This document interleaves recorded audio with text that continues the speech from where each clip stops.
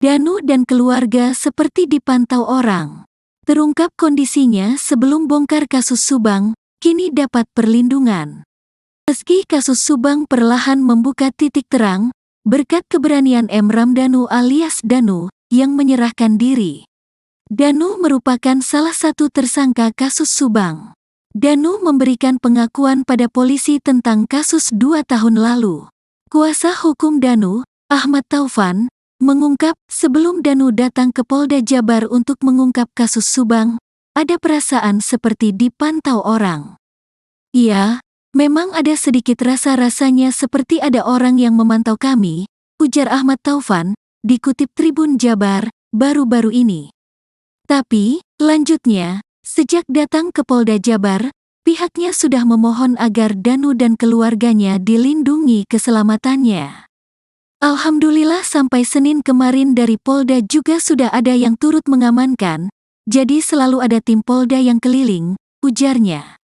Ini agar tak ada intervensi pada keluarga karena masih dimintai keterangan. Diketahui pengakuan terbaru Danu diungkapkan anggota tim kuasa hukumnya, Ahid Syahroni.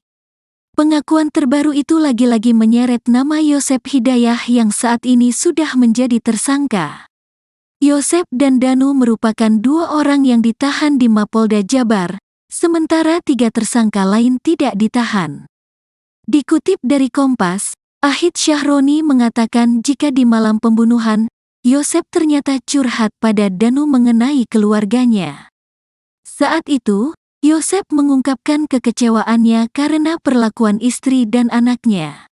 Pertemuan antara Yosep dan Danu itu sendiri terjadi di warung pecel lele.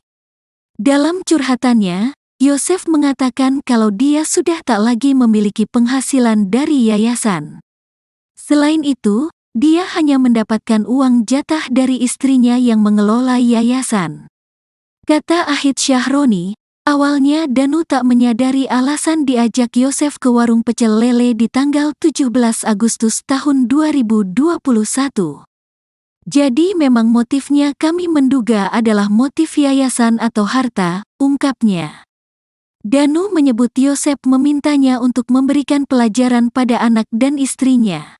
Karena memang niat awalnya Danu diajak begitu, dikasih instruksi itu kan pada tanggal 17 malam, Danu diminta tersangka Y ini untuk memberikan pelajaran, bukan hal lebih untuk membunuh dan seterusnya, ujar kuasa hukum Danu, Ahid Syahroni. Danu tidak berpikiran bahwa pelajaran yang dimaksud adalah sejauh itu, membunuh korban. Baru setelah dari warung pecel lele itu, mereka meluncur ke tempat kejadian perkara yakni rumah yang ada di Jalan Cagak, Subang. Ahid menambahkan, sesampainya di TKP, Danu diminta oleh Yosep untuk menunggu di luar rumah korban. Danu juga mengaku mendengar sekaligus menyaksikan korban Amalia dianiaya sebelum akhirnya tewas. Setelah dibunuh, kata Ahid, Danu melihat kedua mayat korban sempat dibersihkan di kamar mandi sebelum dipindahkan ke mobil Toyota Alphard. Bahkan, Ahid menyebut, Danu sempat ikut mengangkat jasad Tuti ke dalam mobil. Sementara jasad Amel diangkat sendiri oleh Yosep.